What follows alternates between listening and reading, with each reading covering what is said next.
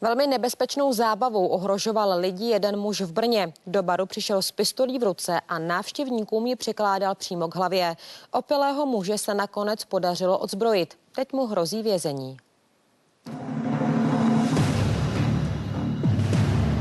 Tady na tom místě mě namířil vlastně zbraň k hlavě.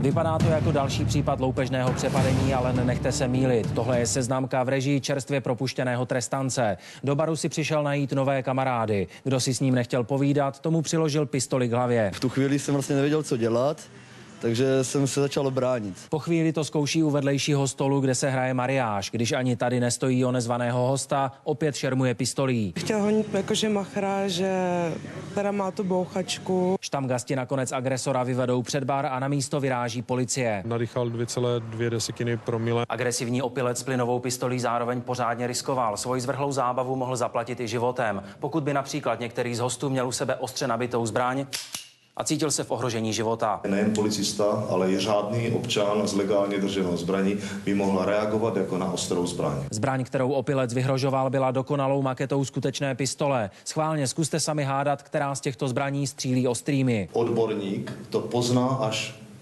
v podstatě z kontaktu z velmi krátké vzdálenosti. Pouze tyto dvě dokážou člověka zabít. Pravdou ale je, že i plynovka způsobí vážná poranění, pokud střelec přiloží ústí přímo k tělu. Roztržení tkáně poměrně do hloubky. Agresor z baru litoval hned po vystřízlivění. Jeho noční úlet s pistolí v ruce mu totiž zajistí zpáteční jízdenku do vězení. Josef Svoboda, televize Nova.